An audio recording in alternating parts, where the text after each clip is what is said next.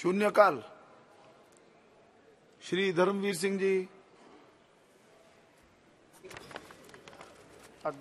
सभापति जी, मैं आपके माध्यम से एक बहुत ही ज्वलंत और गंभीर मामला सदन व सरकार के संज्ञान में लाना चाहता हूं। जैसा कि सर्वविदित है कि पूरी दुनिया में भारतीय संस्कृति वसुदैव कुटुंबकम एवं समागम समाज व भाईचारे के लिए जानी जाती है। हमारा सामाजिक ताना बाना दुनिया में सबसे अलग है। पूरी दुनिया के लोग भारतीय संस्कृति विभिन्नता में एकता की कायल है।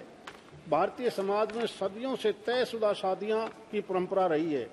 आज भी देश में लोगों का एक बड़ा हिस्सा अपने माता पिता या सम्मानीय पारिवारिक सदस्यों द्वारा तय की गई शादियों को ही प्राथमिकता देता है, जिसमें दूल्हा दुल्हन की सहमति भी होती है। तयशुदा शादियां कई चीजों का मेल कराने के आधार पर उन्हीं को ध्यान में रखकर निर्धारित की जाती है, जैसा कि सामाजिक व व्यक्तिगत मूल्य और पसंद, साथ ही उनके परिवारों की पृष्ठभूमि को भी प्राथमिकता दी जाती है। जैसा कि सर्वविदित है कि भारत में शादी को एक पारिवारिक पवित्र बंधन माना जाता है, जो कि 7 पीढ़ियों तक चलता रहता है। भारत में सदियों के जीवन भर पाने के लिए माना जाता है और यहाँ तलाक की दर संयुक्त राष्ट्र अमेरिका की तुलना में 40% की तुलना में मात्र 1.1% है। यह देखा गया है कि तयशुदा शादियों में तलाक की दर बहुत कम होती है। हालांकि हाल के वर्षों में तलाक दर में काफी वृद्धि हो रही है, जिसमें ज्यादातर की वजह प्रेम विवाह होता है। इसलिए मेरा एक सुझाव है कि प्रेम विवाह में लड़का लड़की के माँ बाप की सहमति को जरूरी बनाया जाए, क्योंकि भारत में एक बहुत बड़े भाग में समगोत्र व एक ही गांव में शादी नहीं होती।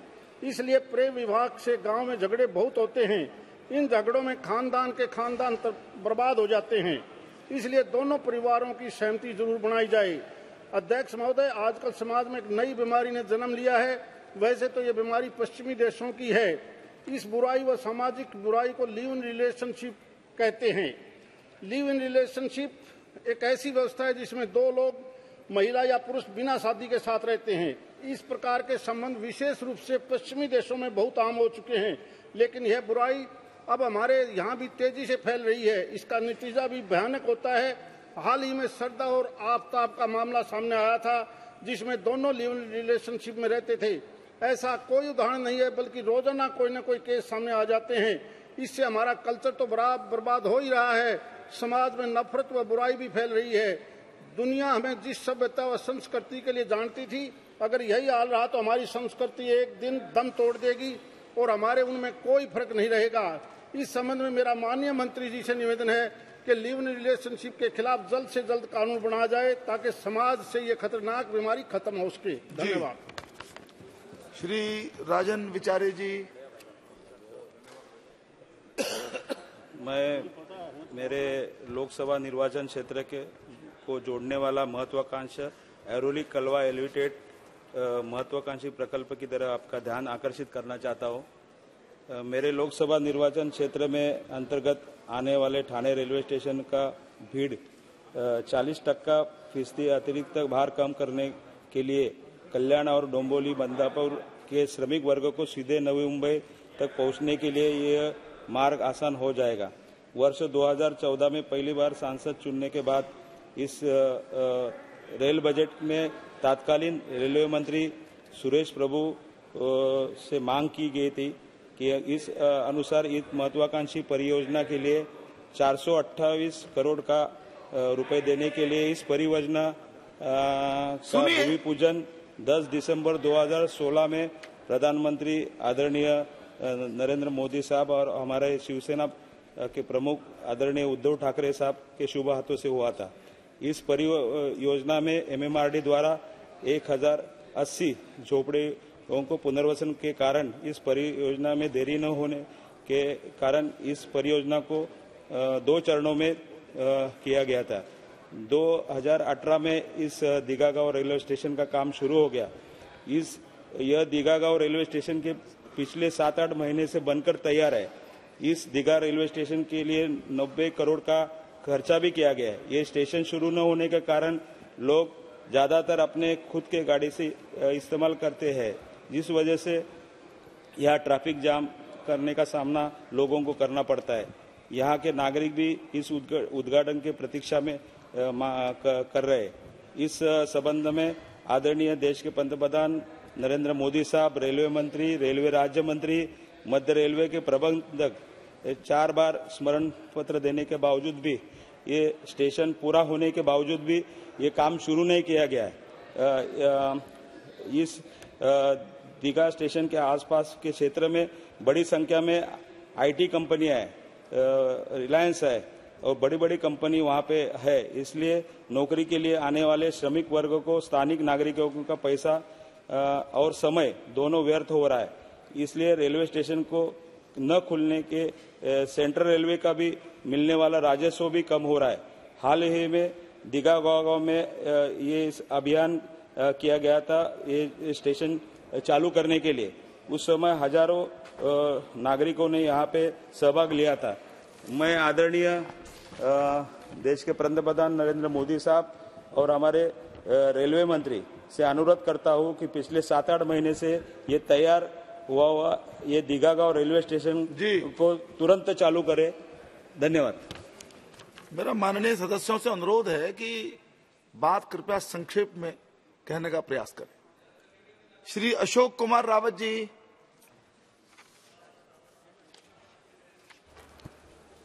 धन्यवाद चेयरमैन साहब। मैं मेरे मिश्रिक संसदीय क्षेत्र में लगातार जनता द्वारा बिल्हौर स्टेशन पर रेलगाड़ी स्टॉपेज की मांग की जा रही है। ट्रेन संख्या 14-151, 14-152 कानपुर आनंद विहार एक्सप्रेस, 19-409 और 19-410 अहमदाबाद गोरखपुर एक्सप्रेस, 22-443, 22-444 कानपुर बांद्रा एक्सप्रेस और साथ ही 05-305, 05-306 कानपुर अनवरगंज लाल कुआं स्पेशल ट्रेन। लगातार इन ट्रेनों की स्टॉपेज की मांग की जा रही है। इन ट्रेनों का स्टॉपेज बिल्हौर स्टेशन पर किया जाए। साथ ही मेरे संसदीय क्षेत्र मिश्रिक के अंतर्गत संडीला स्टेशन पर भी 13-307 और 13-308 किसान मेल और साथ ही 13-005, 13-006 पंजाब मेल एक्सप्रेस के भी ठहराव की लगातार जनता द्वारा मांग की जा रही है। मैं माननीय मंत्री जी से व्यक्तिगत रूप से मिल करके इसके लिए निवेदन भी किया है। मेरा सदन के माध्यम से अनुरोध है कि इन ट्रेनों के अप डाउन ठहराव का संदर्भित रेलवे स्टेशनों पर दिए जाने हेतु स्वीकृति प्रदान के लिए कृपा की जाए। धन्यवाद। Doctor S T. हसन जी। बहुत बहुत शुक्रिया सर। मैं अपनी कॉन्स्टिट्यूएंसी से कांट तहसील के बारे में आपको बताना चाहता हूं। इस तहसील से नॉर्दर्न इंडिया में मेडिकल, रुई और बैंडेज का पूरा बिजनेस होता है और सप्लाई होती है और जम्मू में बहुत व्यापारी लोग जाते हैं। कोविड से पहले सियालदा एक्सप्रेस नंबर 13-152 और 13-151 इस स्टेशन पर रुकती थी। कोविड के बाद इसको रोक दिया गया। ये जम्मू तवी तक जाती है ये एक्सप्रेस। मेरा आपके माध्यम से सरकार से कहना है कि इसको तुरंत चालू करा जाए क्योंकि व्यापारियों को मुरादाबाद जंक्शन आने पे बहुत प्रॉब्लम होती है। दूसरा सर, कांट से ही जो अमरोहा जाने वाली रोड के ऊपर एक क्रॉसिंग है 443B जिसके ऊपर जाम लग जाता है और इतना बड़ा जाम लगता है कि हरिद्वार मार्ग भी बाधित हो जाता है। इसके ऊपर एक ओवरब्रिज या अंडरपास बनने की बहुत सख्त आवश्यकता है। बहुत बहुत शुक्रिया। श्री महाबली सिंह जी।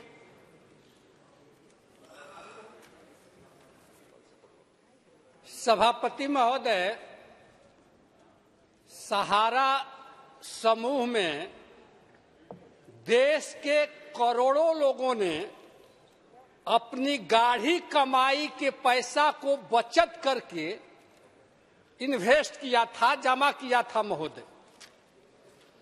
उनकी मैच्योरिटी भी पूरी होने के बाद आज करीब 12 साल से सहारा समूह के देश भर के निवेशक धरना, आंदोलन, अनशन, प्रदर्शन करते करते महोदय कम से कम जो जमा किए हुए हैं सभापति महोदय, आंकड़ा के अनुसार जमा किए हुए लोग इलाज के अभाव में अपनी बेटी के शादी करने के लिए जो पैसे रखे थे वो नहीं मिल पाया, जिसके चलते अब तक हजारों लोग आत्महत्या कर चुके हैं देश में।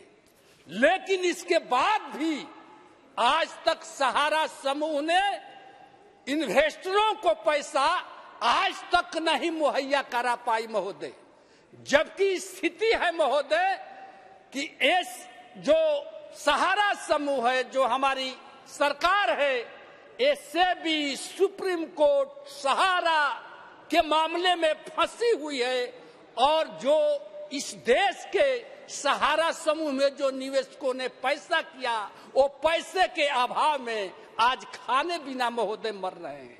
इसलिए महोदय हम सरकार से आग्रह करना चाहते हैं कि देश के जो आम गरीब जनता है उसका क्या गुनाह है महोदय। उसने तो अपना पैसा जान करके इसलिए इन्वेस्ट किया था कि ये सरकार का एजेंसियां हैं, ये पैसा मेरा डूबेगा नहीं।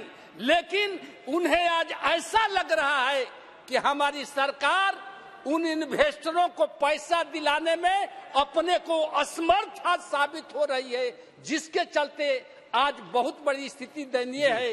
इसलिए हम सदन के माध्यम से सरकार से आग्रह करना चाहते हैं कि उन इन्वेस्टरों को, जहां तक सवाल है महोदय, मुझे जानकारी है कि सबसे ज्यादा इन्वेस्टर यूपी और बिहार के हैं। यूपी के कम से कम महोदय, एक मिनट, बहुत गंभीर मामला है, यूपी के कम से कम 85 लाख लोगों ने 2200 करोड़ रुपया इन्वेस्ट किया है। बिहार के 55 लाख लोगों ने 1500 करोड़ रुपया इन्वेस्ट किया है। इनमें से कितने लोग पैसे के अभाव में, इलाज के अभाव में दम तोड़ दिए महोदय। इसलिए हम सदन के माध्यम से सरकार से आग्रह करना चाहते हैं कि कुल काम, सब काम छोड़ करके महोदय आप ऐसी अपील मत कीजिए माननीय सांसद। ऐसी सबका अपना विवेक है सभी माननीय सदस्यों का। अध्यक्ष महोदय, आप भेज दीजिए स्लिप, आप अपनी स्लिप भेज दीजिए। अध्यक्ष महोदय, यहाँ मेरे क्षेत्र में, हाँ ठीक है, ओके, आपकी बात पूरी हो गई। जी जी जी जी जी। अध्यक्ष महोदय, मेरे क्षेत्र शिरडी लोकसभा मतदार संघ में जो गए 55 साल किसानों को पानी नहीं मिल रहा था, मैं अभिनंदन करना चाहता हूँ देश के पंतप्रधान नरेंद्र मोदी साहब का। यहाँ 55 साल के बाद किसानों को पानी मिला, इसके लिए किसान आनंदित है।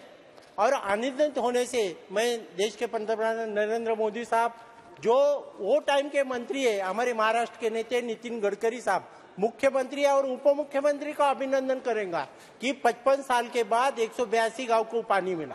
ये पानी मिलने के बाद मेरे संसदीय क्षेत्र में जो घाट बाते का पानी है, जो सह्याद्री से समुद्र की तरफ जाने वाला पानी है, 115 टीएमसी पानी बांध अड़ा के वो 115 टीएमसी पानी या शिरडी और नासिक और नगर या मराठवाड़ा के लिए उपलब्ध कराएंगे तो किसानों के लिए लाभ होगा।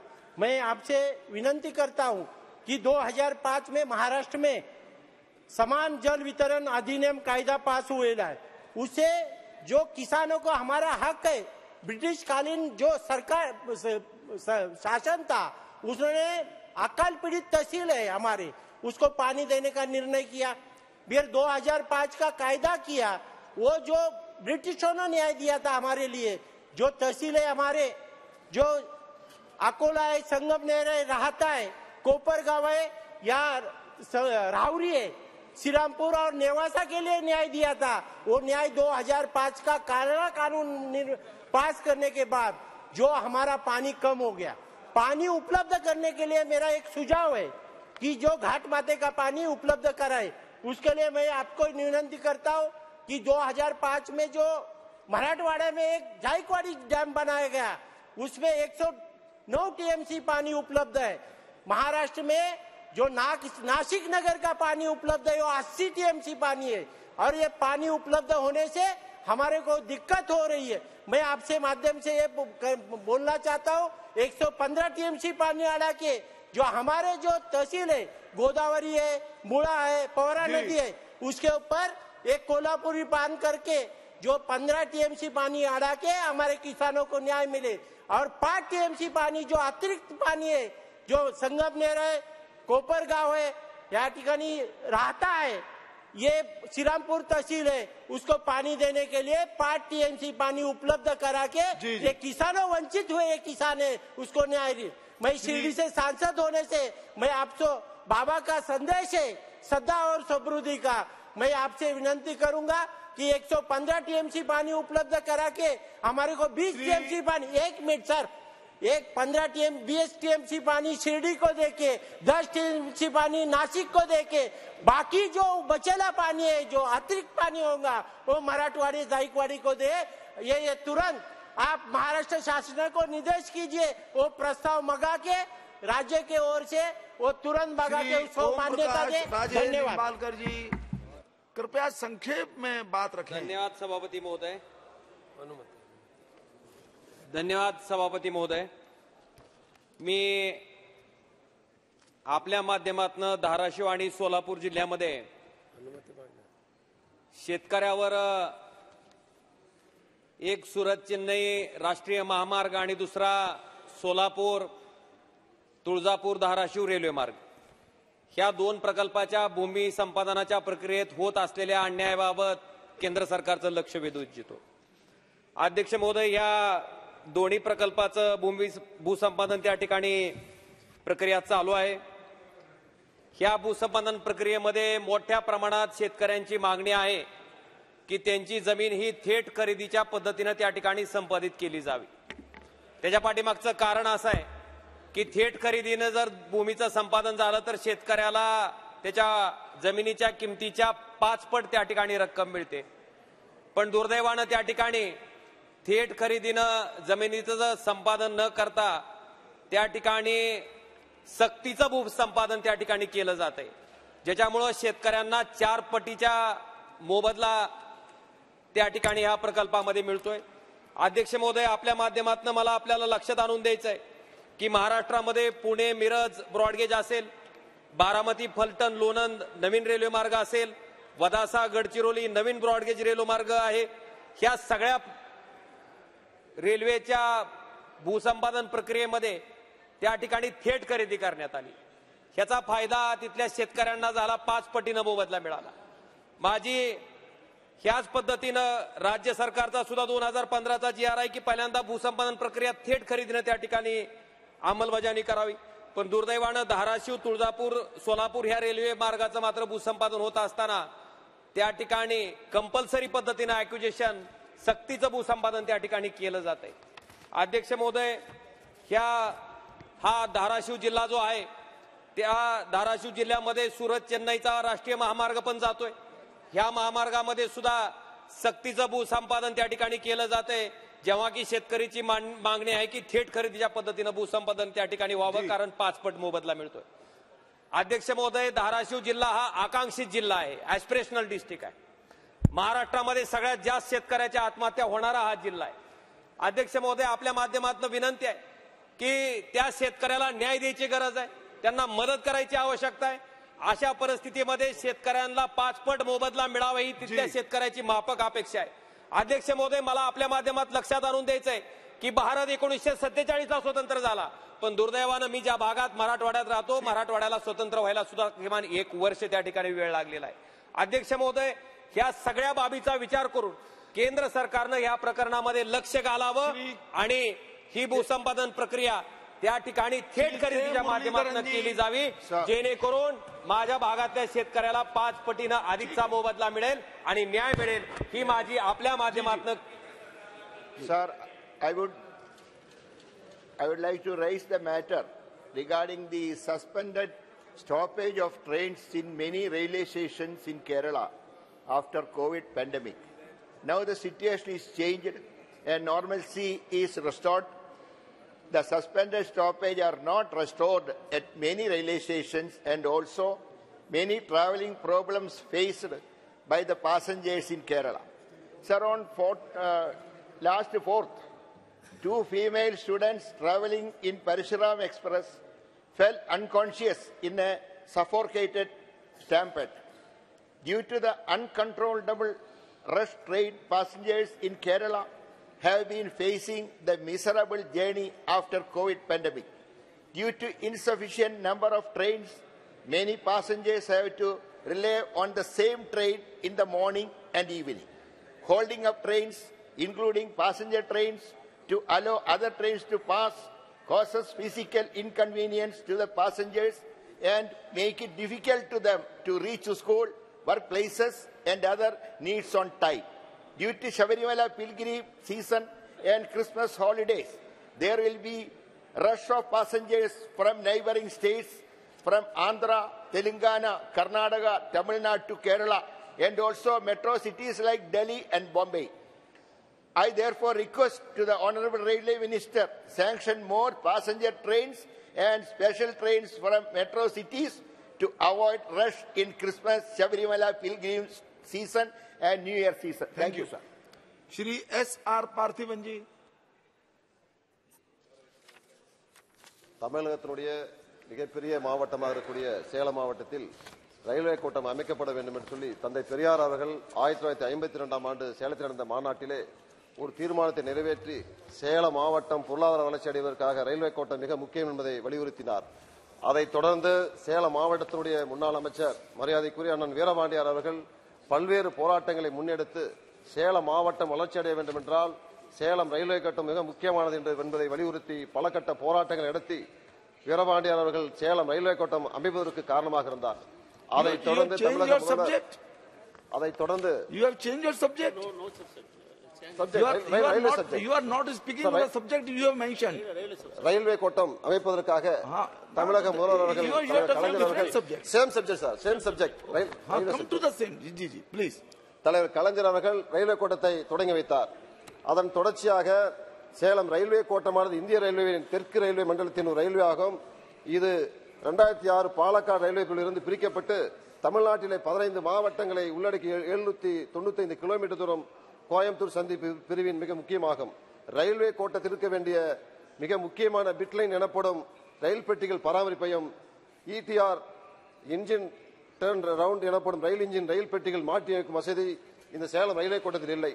சேலத்தில் பிட்லைன் அமைந்தால் இங்கே ரயில் பெட்டிகளை பராமரிக்க வசதி கிடைக்கும். இதன் மூலம் சேலத்திலிருந்து புதிய வழித்தடங்களில் ரயில்களை இயக்க முடியும். இதற்காக சேலம் டவுன் ரயில் நிலையம் அருகே பொனவாப்பேட்டை செயல்பட்டு வந்த சேலம் கிழக்கு ரயில் நிலையத்தை மீண்டும் ஏற்படுத்த வேண்டும் என்று கேட்டுக்கொள்கிறேன்.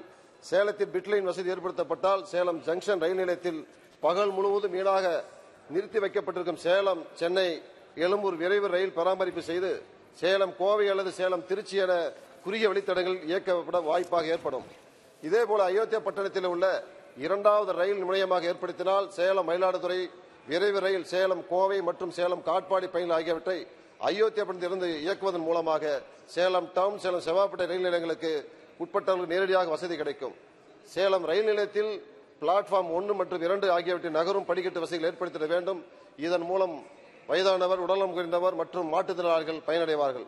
சேலம் ரயில்வே கோட்டமாக இருந்தபோது அதன் வழியாக செல்லும் ரயில்களுக்கு EQ சேவையினை வழங்கிட பெங்களூர், திருவனந்தபுரம் மற்றும் பாலக்காடு ஆகிய கோட்டங்களையும் நம்பியுள்ள வேண்டியுள்ளது.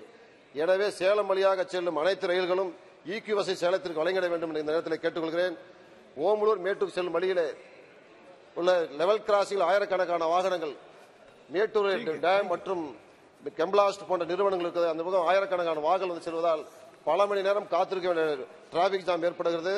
ஆக இந்த பகுதியிலே லெவல் கிராசிங்கில் உயர்மட்ட பாலம் ஒன்று அமைத்து கொடுத்து அந்த பிரச்சனை தீர்க்க வேண்டும்.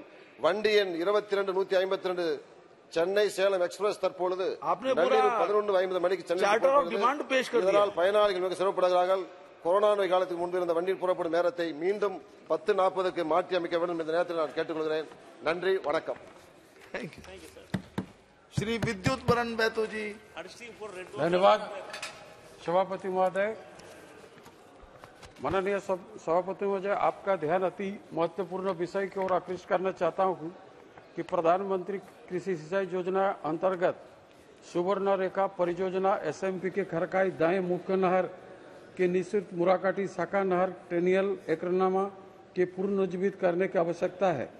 उक्त संबंध में 2019 में केंद्रीय जल आयोग नई दिल्ली द्वारा fast track perform clearance FTPC के अंतर्गत सुवर्णरेखा परियोजना 14.959744 करोड़ कि रुपया के तकनीकी स्वीकृति प्रदान की गई, जिसमें मूड़ाकाटी शाखा नहर का निर्माण का प्रस्ताव सम्मिलित था।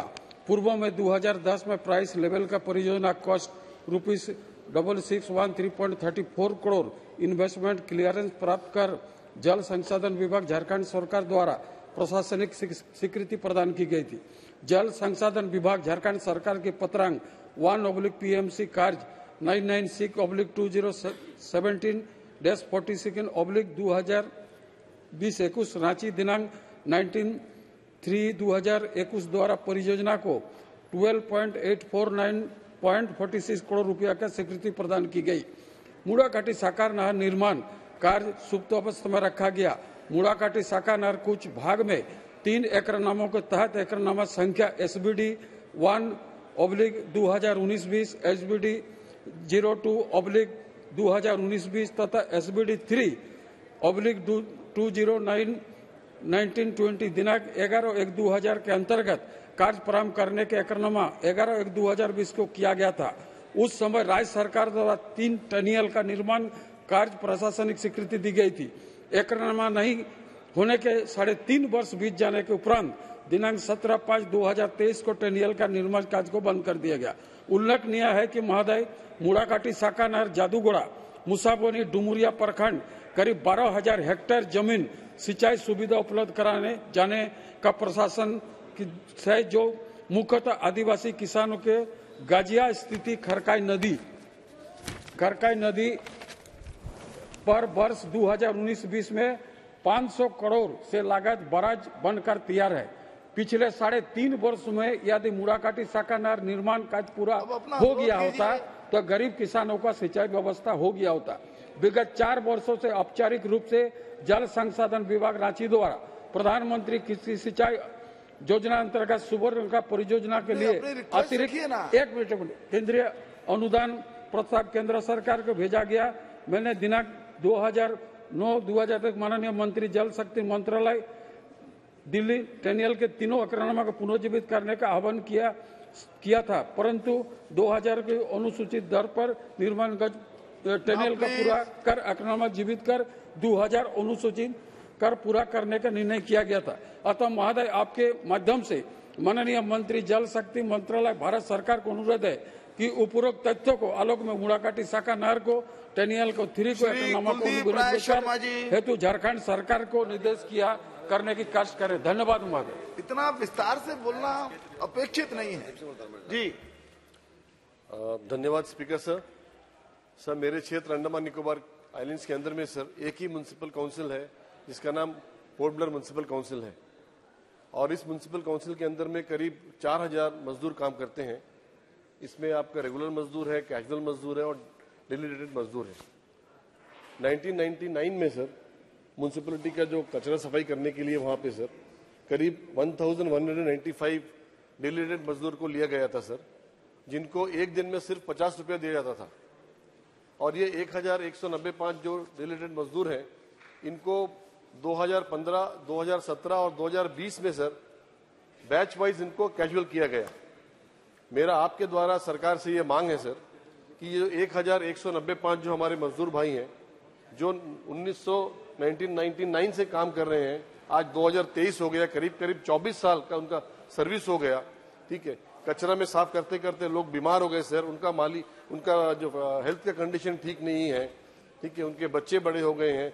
एक आदमी आज 20 साल से ज्यादा काम कर चुका है, उनका उम्र 50 साल से ज्यादा हो गया, अभी तक उनको रेगुलर नहीं किया गया।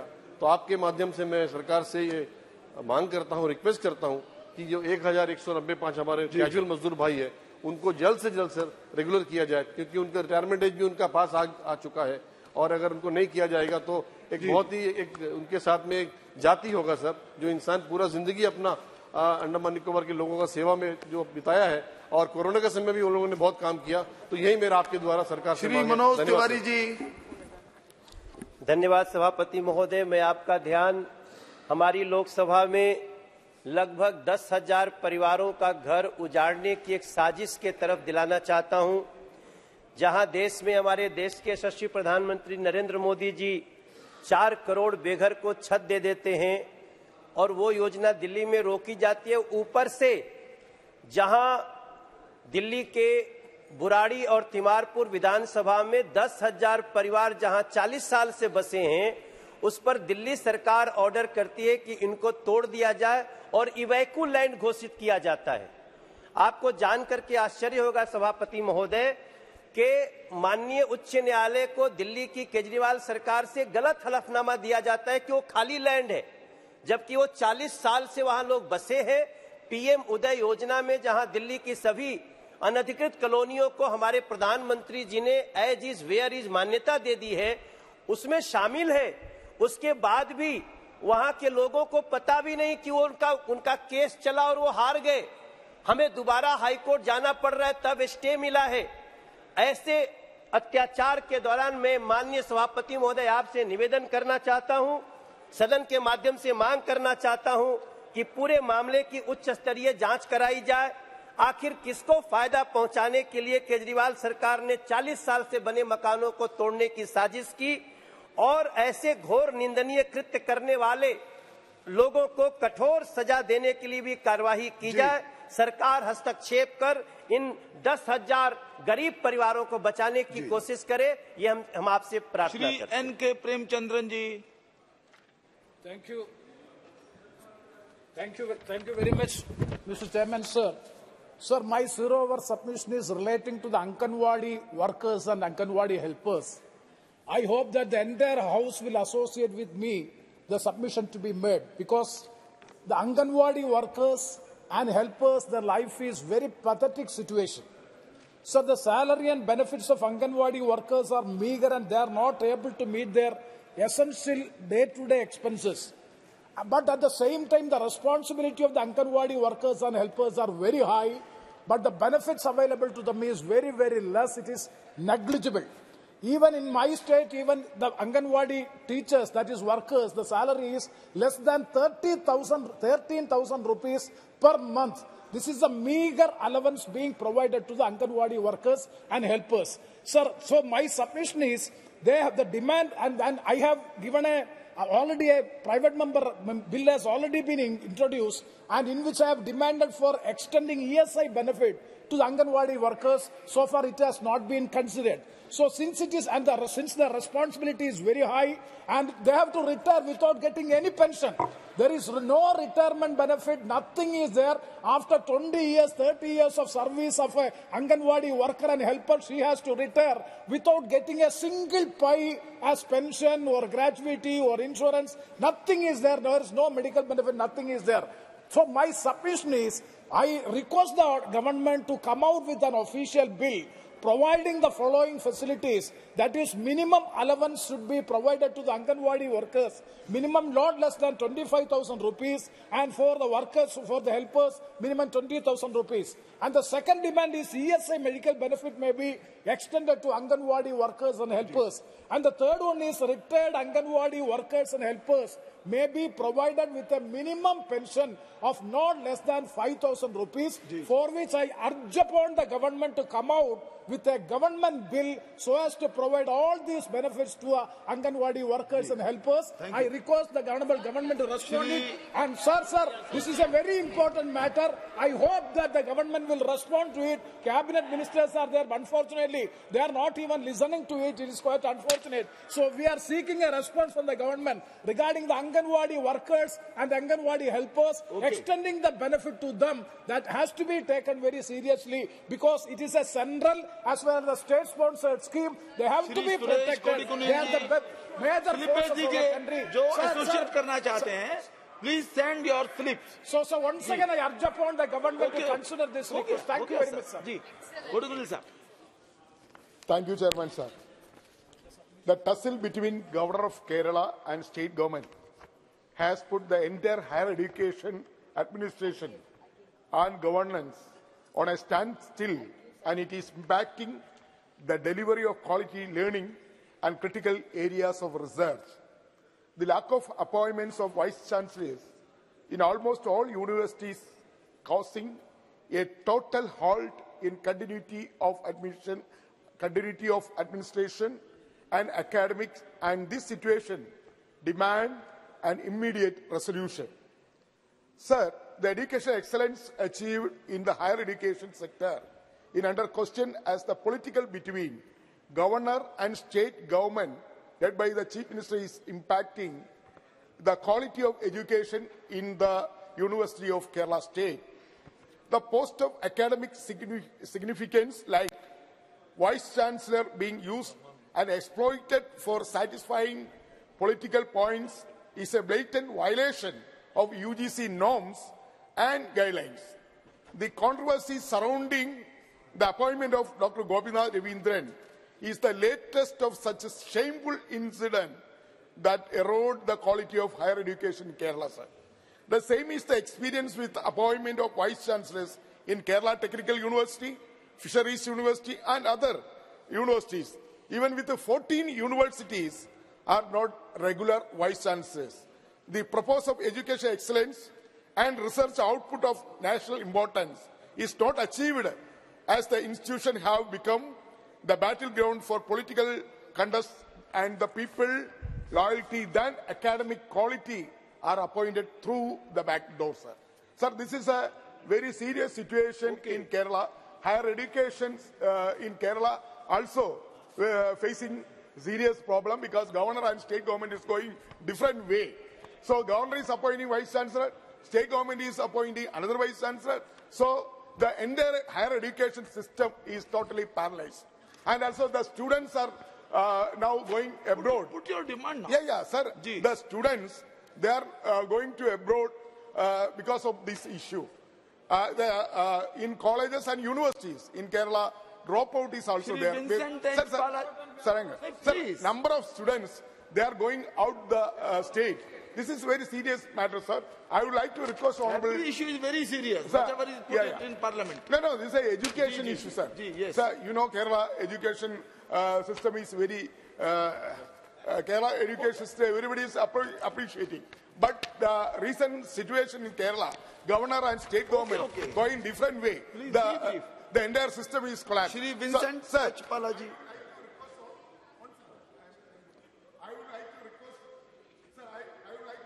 Through you, sir, the government of India, especially the Ministry of Education, should interfere this matter and ensure the quality education in higher education sector. Chairman, sir, I urgently seek your intervention in urging the government of India to make a decisive determination on the implementation of the inline permit ILP in the state of Meghalaya.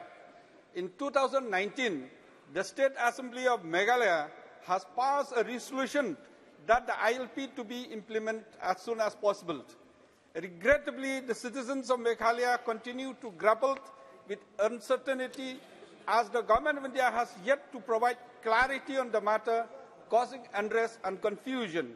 I respectfully implore you to leverage your esteemed position to prompt the government of India to make a clear and timely decision regarding Meghalaya's inclusion under the ILP, thereby offering much needed clarity to the people of Meghalaya.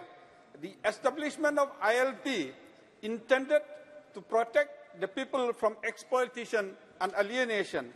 Over the time, the ILP system has undergone a significant evolution.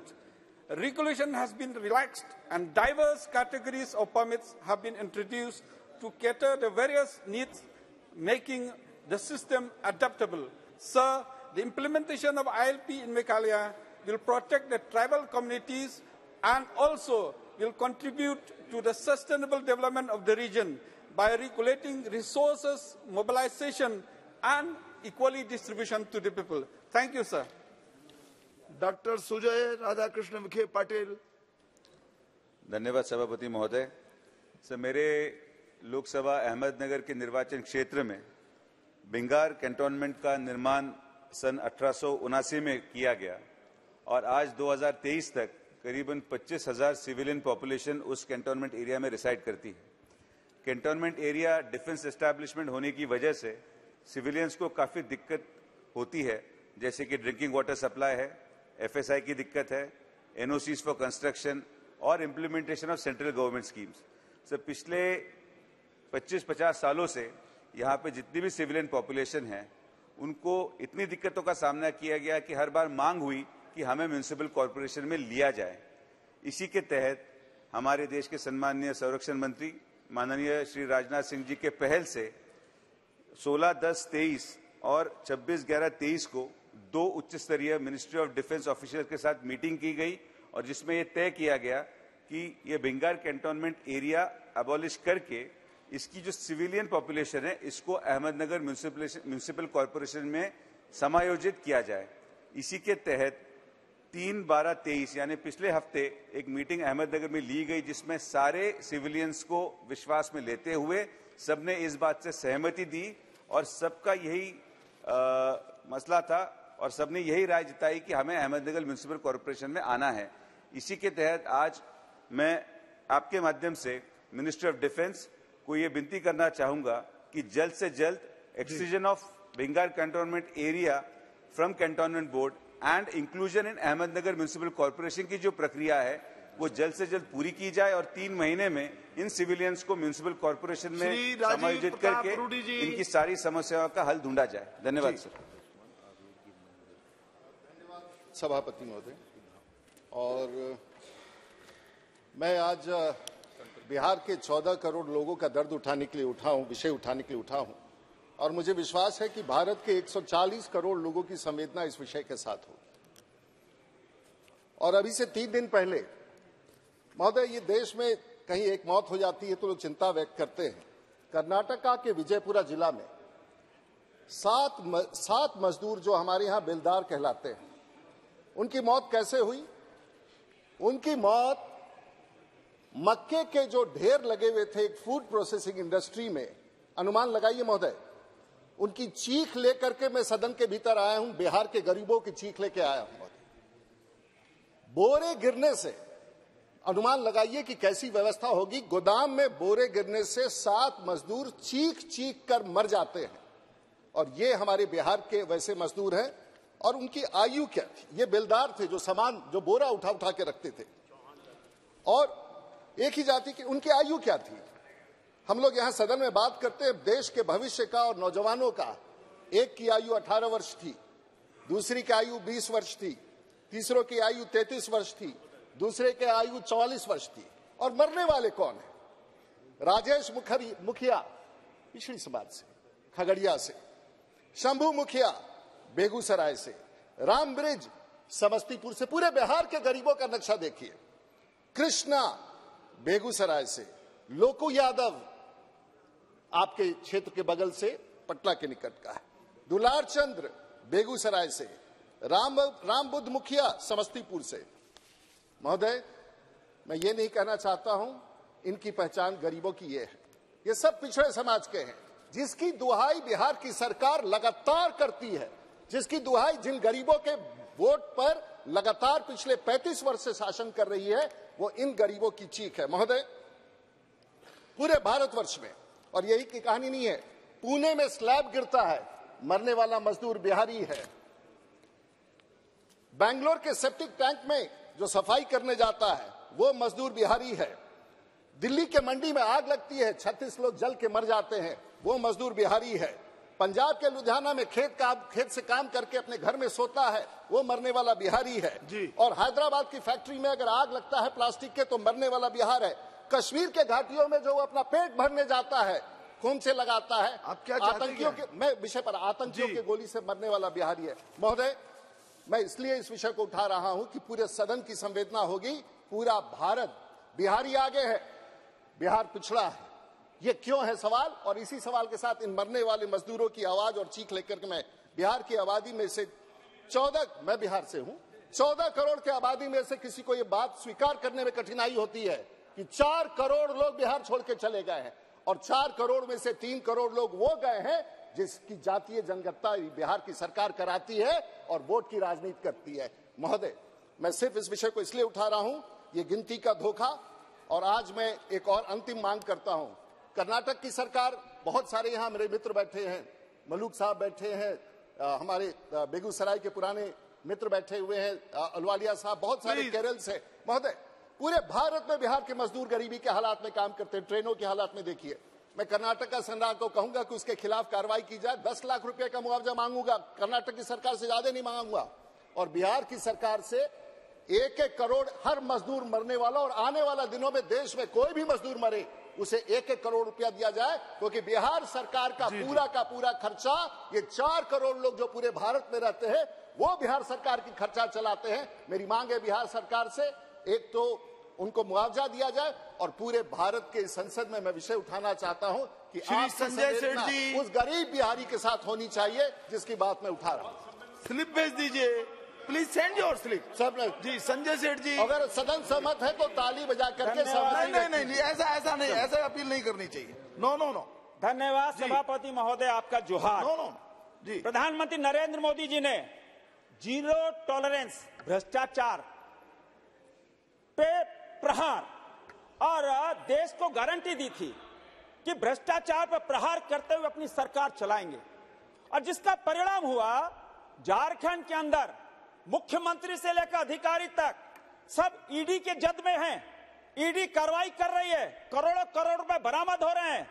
मुख्यमंत्री के निकट की रही एक IAS अधिकारी पूजा सिंघल, जिसको पिछले साल गिरफ्तार किया गया ईडी ने, उसके चार्टर्ड अकाउंटेंट के यहां 20 करोड़ रुपए नगद बरामद हुआ, और उसने कई 100 करोड़ लगाकर एक बड़ा अस्पताल बनाया रांची में। वह अस्पताल ईडी ने अटैच कर लिया है।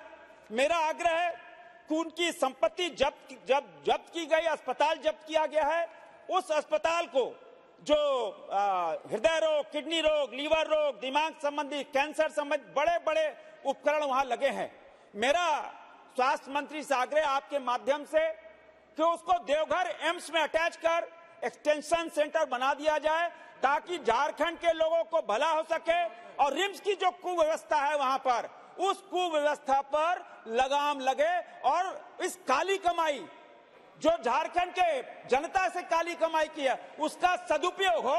और यह आग्रह मैं आपके माध्यम से आदरणीय स्वास्थ्य मंत्री से करना चाहता हूं। Thank you very much, Mr. Chairman, sir.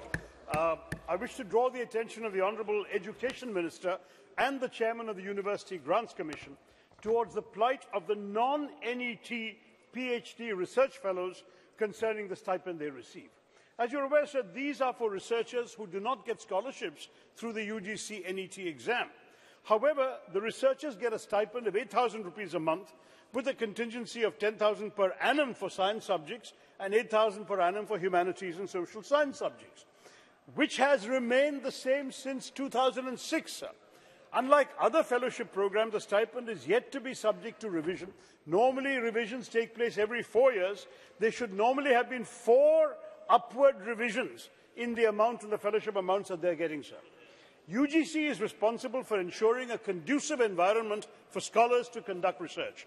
However, delayed revisions have imposed a financial burden due to the rise in inflation. We all know how prices are rising in our country, living costs are going up, impacting their daily lives and their commitment to doing meaningful, effective, impactful research.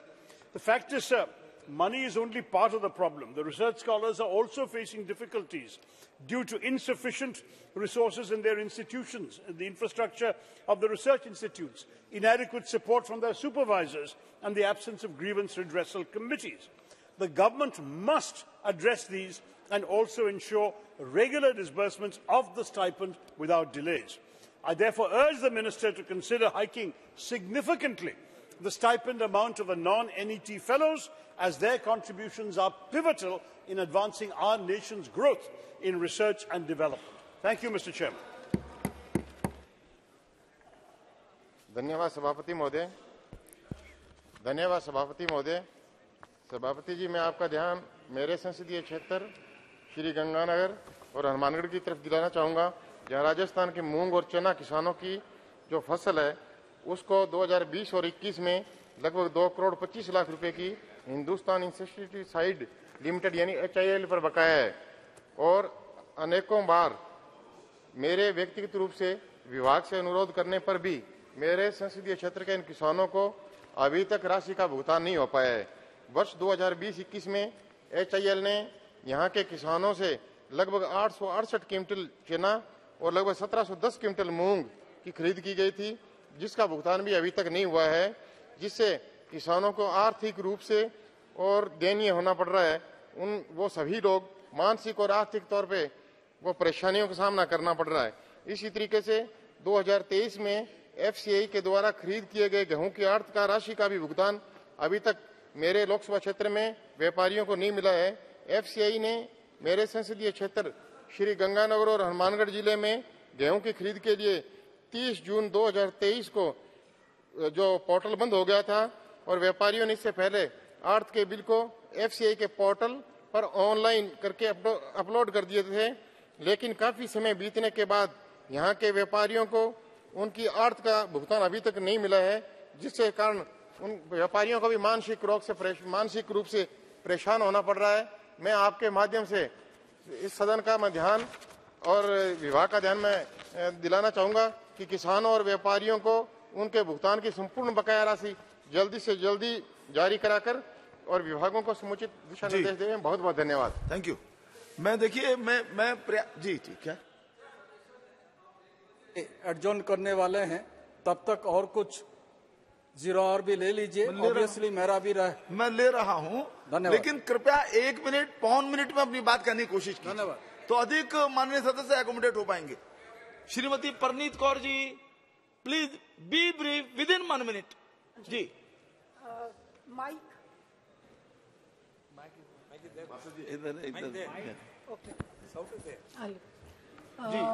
ਧੰਨਵਾਦ chairman sir, ਤੁਸੀਂ time ਦਿੱਤਾ। ਮੈਂ ਤੁਹਾਡੇ ਰਾਹੀਂ ਇਸ railway ministry ਨੂੰ ਇੱਕ ਸੂਚਨਾ ਦੇਣੀ ਚਾਹੁੰਦੀ ਹਾਂ ਕਿ ਜਿਹੜੀ ਨਾਰਦਰਨ ਰੇਲਵੇ ਨੇ ट्रेन नंबर 14,525 और 14,526 हरिद्वार गंगानगर इंटरसिटी एक्सप्रेस ਨੂੰ ਬੰਦ ਕੀਤਾ ਗਿਆ ਹੈ। ਕਾਰਨ ਇਹ ਦਿੱਤਾ ਗਿਆ ਕਿ ਉੱਥੇ ਧੁੰਦਲਾ ਮੌਸਮ ਹੋਊਗਾ, ਪਰ ਇਹ ਨਹੀਂ ਸੋਚਿਆ ਕਿ ਜਿਹੜੇ ਲੋਕ ਰੋਜ਼ ਉਹਦੇ ਵਿੱਚ ਉੱਪਰ ਨੀਚੇ ਜਾਂਦੇ ਆਪਣੇ ਕੰਮ ਦੇ ਲਈ ਔਰ ਜਿਨ੍ਹਾਂ ਕੋਲ ਮੰਥਲੀ ਸੀਜ਼ਨ ਟਿਕਟ ਹੈਗਾ ਕਿ ਉਹਨਾਂ ਦੀ ਕੀ ਦਿੱਕਤ ਹੋਏਗੀ। ਮੇਰੇ ਲੋਕ ਸਭਾ ਖੇਤਰ ਪਟਿਆਲੇ ਵਿੱਚੋਂ ਕੋਈ 1000 ਬੰਦਾ ਰੋਜ਼ ਅਪ ਡਾਊਨ ਕਰਦਾ ਹੈ, ਕੰਮ ਤੇ ਜਾਂਦਾ ਹੈ ਇਸ ਟ੍ਰੇਨ ਦੇ ਉੱਤੇ। ਸੋ ਤੁਹਾਡੇ ਰਾਹੀਂ ਮੈਂ ਰੇਲ ਮੰਤਰੀ ਨੂੰ ਰਿਕੁਐਸਟ ਕਰਨਾ ਚਾਹੁੰਦੀ ਹਾਂ ਕਿ ਜਿਹੜਾ ਇਹ ਰੋਜ਼ਗਾਰ ਹੈ ਹਜ਼ਾਰਾਂ ਲੋਕਾਂ ਦਾ, ਇਸ ਨੂੰ ਮੱਦੇਨਜ਼ਰ ਰੱਖ ਕੇ इस ट्रेन ਨੂੰ कैंसिल ना करें। श्रीमती हेमा मालिनी जी, बहुत बहुत धन्यवाद। सबसे पहले मैं बधाई देना चाहती हूँ तीनों राज्यों में जो हमारी अपार सफलता मिली है उसके लिए। बधाई तो सभी को देनी चाहिए, मोदी जी आप अपनी बात कहिए। और उनके साथ सभी नेताओं और कार्यकर्ताओं को बधाई देती हूँ। जाके सर मोर मुकुट मेरो पति सोहे, मेरे तो गिरिधर गोपाल दूसरों न कोई। I would like to draw the attention of the August House to the excitement in which Mirabai's 525th Janmotsav was celebrated in my constituency, Mathura, on 23rd November 2023. On behalf of my Brajwasis and myself, I would like to thank our Honorable Prime Minister for making the event so memorable by his solemn visit and his presence. It was a privilege to have our Honorable Prime Minister, who released a commemorative stamp on Mirabai and also a coin that marks her 525th birth anniversary. Mathura being such a culturally vibrant and dynamic region, we have to have a cultural presentation, and I'm grateful to Modi ji for witnessing a dance ballet on Mira, her life, by my troop and myself. And it was a humble offering, but your appreciation and words of encouragement overwhelmed each one of us, so we are really fortunate. In fact, your presence at the Janmotsav brought alive the bhakti of our people towards Mira, who was given less importance in general by the seekers of Lord. Sant Mirabai's sojourn and stay in Vrindavan in the 16th century had contributed immensely towards the rejuvenation and enrichment of the bhakti movement that would last for ages to come. Her unwavering devotion to Lord Krishna, despite facing great hurdles, is legendary and is a subject of folklore in our country. The Honorable Prime Minister, in his brief address on the occasion, had rightly captured Sant Mirabai's impact on the cultural religious significance in the country when he said that Mirabai had nurtured the consciousness of India with her devotion and spiritualism. Now, what the do you people want? of Braj, and we are all proud that our Honorable Prime Minister has expressed his desire to support the all-round development of the land of Braj. I'm heartful gratitude to Modi ji for his consistent effort and his tireless work for the people of Bharat. With your kind bhakti, each one of us is certain that our rich heritage will be forever preserved. Thank you so much. Shri Ram Kripal Yadav ji, कृपया समय का ध्यान रखें, नहीं तो अधिक माननीय सांसद नहीं बोल पाएंगे। माननीय सभापति महोदय, मैं सबसे पहले आपके प्रति आभार व्यक्त करता हूं कि आपने एक महत्वपूर्ण अपने संसदीय क्षेत्र लोकहित का मामला पर बोलने के लिए मुझे इजाजत दी है। महोदय, मैं पीड़ा के साथ आपके माध्यम से रेल मंत्रालय का ध्यान आकर्षित करना चाहता हूं। मेरे संसदीय क्षेत्र पाटलिपुत्रा में एक बहुत ही पुराना परियोजना है जो रेल से संबंधित है, वो है बिहटा से औरंगाबाद रेल लाइन। सर, ये केवल मेरे ही संसदीय क्षेत्र से इसका लाभ नहीं होने वाला है, बल्कि सर पाटलिपुत्रा के अलावा जहानाबाद, काराकाट, औरंगाबाद 4 संसदीय क्षेत्र में होकर ये जाएगी और लाखों लोगों को लाभ मिलेगा। लगभग 118 किलोमीटर है सर। 2007 में इसकी स्वीकृति मिली, कई वर्ष हो गए नहीं हुआ।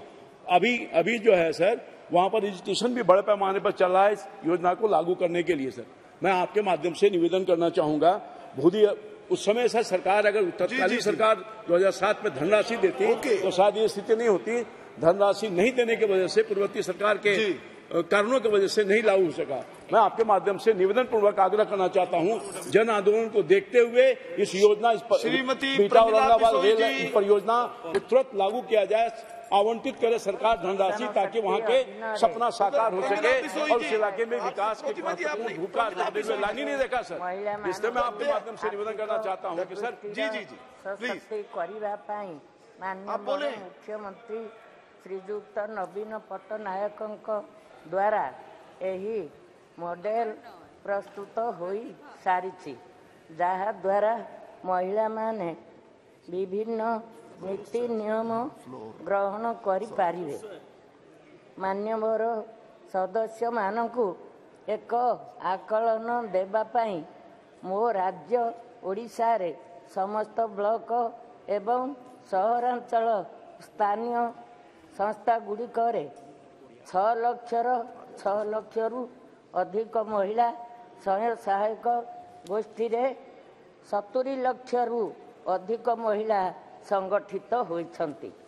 मु मिशन शक्तिर महिला स्वयं सहायक गोष्ठी को प्रतिनिधित्व करुथिबा एही अगस्त गृहर निर्वाचित सदस्य हेबारु एक उदाहरण। अधिकंतु मान्यवर प्रधानमंत्री $5 trillion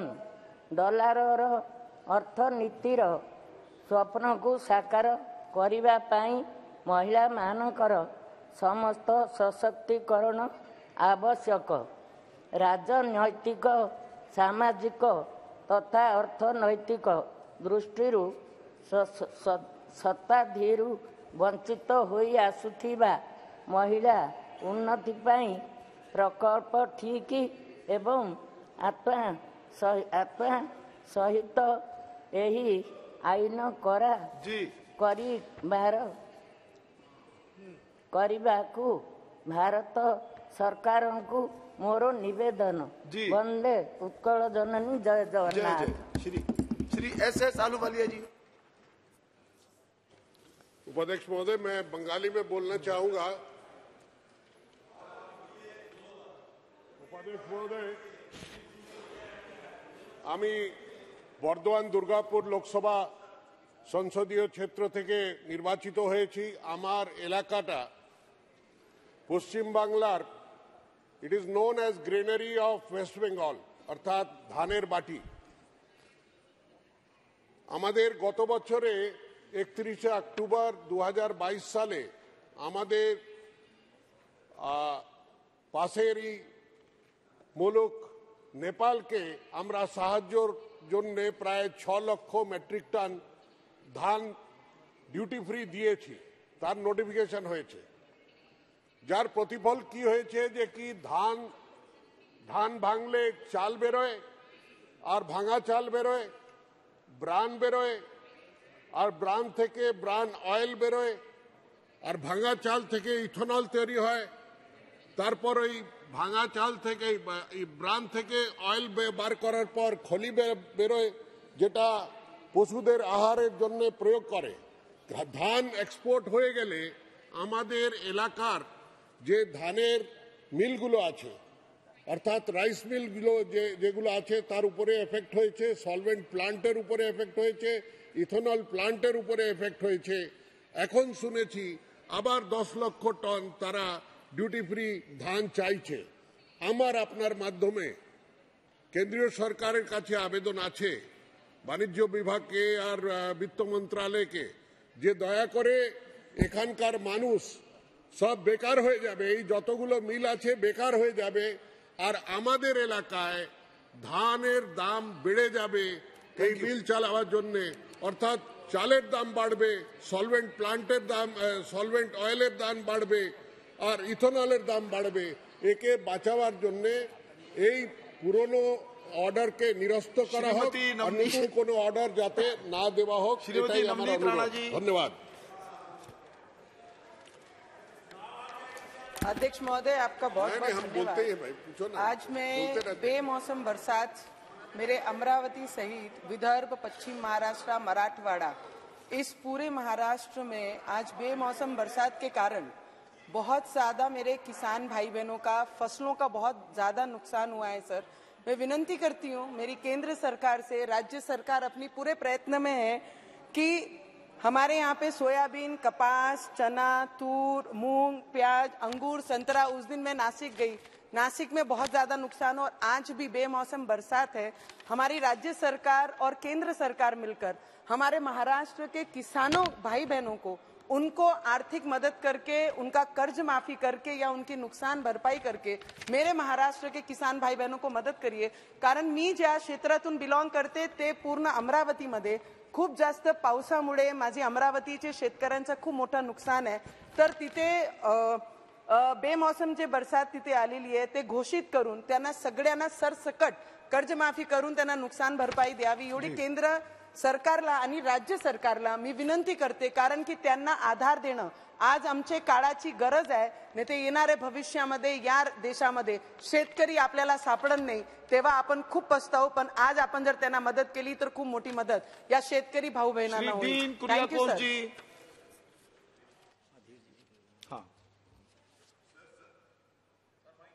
ji sir, thank you, sir. Sir, I would like to point out the issues and concerns related with the plantation laborers in my constituency. Many of the times I raised this matter here. Sir, many of the plantations are in a severe crisis. Their management is not able to run the day-to-day affairs. Workers are not getting their gratuity. Last 10 years, they are not getting their gratuity benefit. That is not the benefit. That is the right of the plantation laborers, but the managements are not giving properly. That's why I urge upon the governments to issue at least 50 crore rupees for getting the gratuity benefit to the plantation workers in my constituency. That is at Pirimedu. Thank you, sir. जी, श्री अधीर रंजन चौधरी जी। पिछले 5 तारीख को sir सदन में प्रश्नकाल के दौरान ये संदेश आए कि हमारे देश में मिनिमम सपोर्ट प्राइस 22 आइटम पे दिए जाते, उसमें जूट जिसके 1 क्विंटल की भाव 5050 रुपया ये तय हुआ है। सर, मैं हिंदुस्तान की वो जिले से आते हैं जिस जिले में सबसे ज्यादा जूट का पैदावार होते हैं, और हुआ सर लाखों की तादाद में किसान, सिर्फ हमारा डिस्ट्रिक्ट मुर्शिदाबाद ही नहीं बल्कि सारे बंगाल में ये जूट गुरुवार माना जाते, लेकिन सर जेसीआई उससे जूट नहीं खरीद करते। तो सर ये ब्यौरा देने की मतलब क्या है?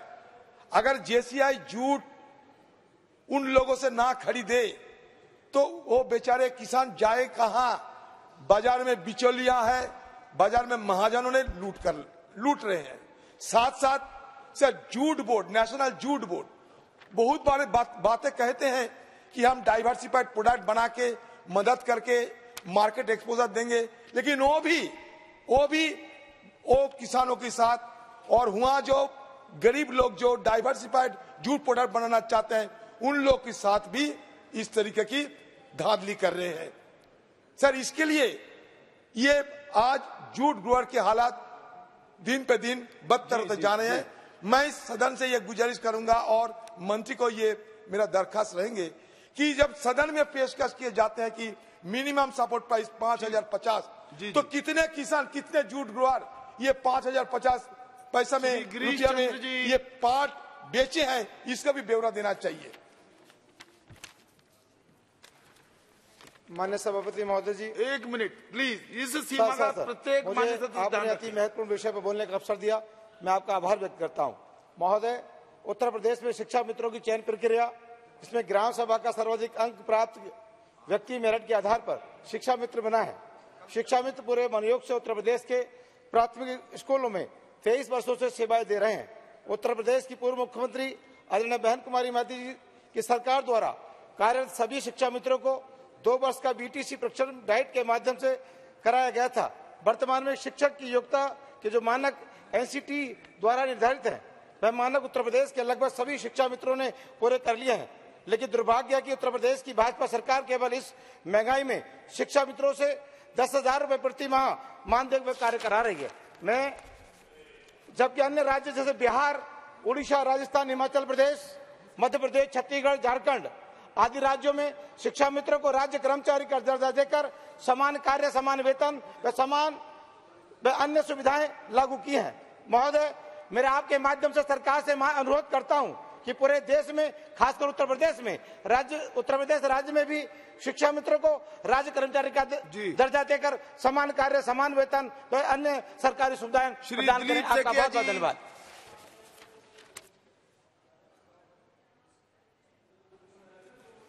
सभापति महोदय, बहुत बहुत धन्यवाद।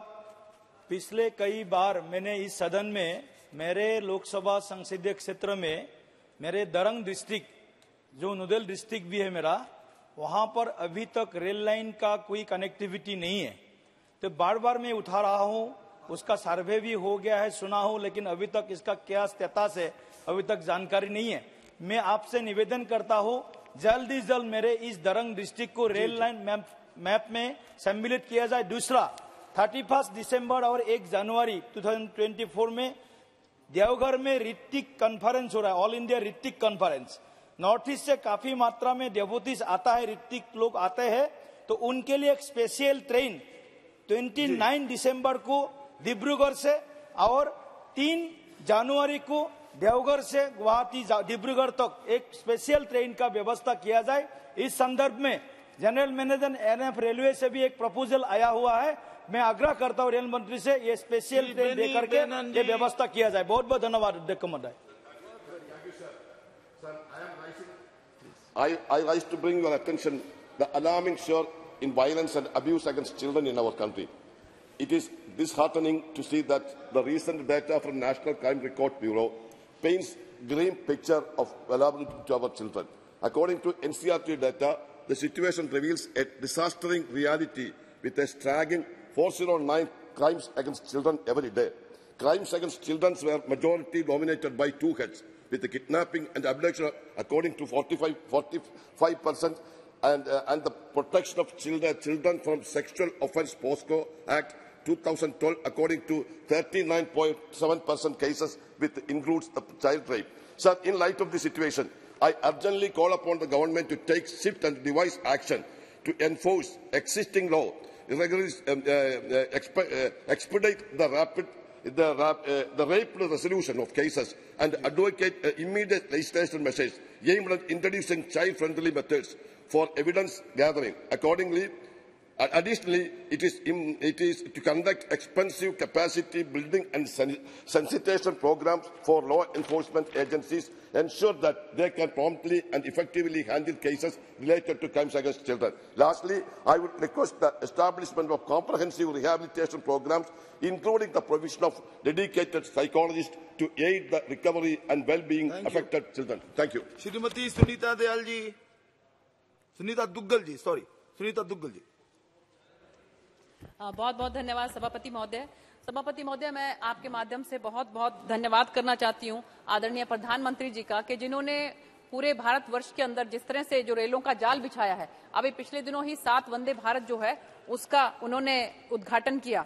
और मेरी कॉन्स्टिट्यूएंसी में भी सभापति महोदय मैं कहना चाहूंगी कि माननीय रेल मंत्री जी का भी मैं धन्यवाद करना चाहूंगी कि 5 जो है वो अमृत स्टेशन बनाए जा रहे हैं और स्टॉपेज भी मिले हैं। लेकिन फिर भी कुछ, क्योंकि मेरा जो इलाका है वो हरियाणा में सबसे पिछड़ा इलाका है, सिरसा लोकसभा जो है, तो उसके अंदर सभापति महोदय मैं आपके माध्यम से कहना चाहती हूं कि एक तो 57 साल हो गए हैं हरियाणा को बने हुए, लेकिन अभी तक भी मेरी कॉन्स्टिट्यूएंसी जो है वो हमारी जो राजधानी है चंडीगढ़, वहां से जुड़ी हुई नहीं है। तो एक तो आपके माध्यम से मैं ये कहना चाहती हूं कि हमारी जो सिरसा जो जिला है, फतेहाबाद जिला है और हमारा नरवाना विधानसभा है, इसको चंडीगढ़ से जो हमारी राजधानी है उससे जोड़ा जाए। एक टोहाना में वहां पर श्री गंगानगर से लेकर दिल्ली तक की जो इंटरसिटी है उसके लिए बहुत बार जो है मांग मेरी कॉन्स्टिट्यूएंसी से आती है, तो वहां पर अगर इंटरसिटी का स्टॉपेज मिलेगा तो बहुत ज्यादा मेहरबानी होगी।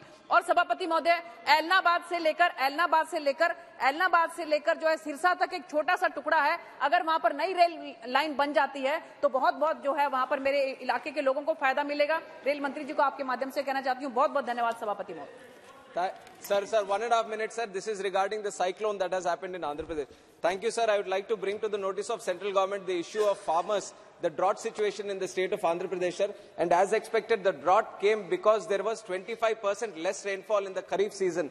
But not just the natural side of the calamity, sir. There has also been, this is also a man-made calamity because of the inefficiency, incapability and irresponsibility of the state government, who has not looked after the situation of the farmers, sir. Sir, if you look at, sir, let me ask the central government, sir. Sir, this is regarding the,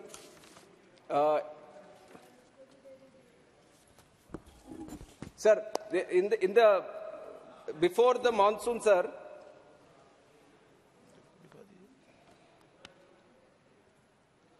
What happened?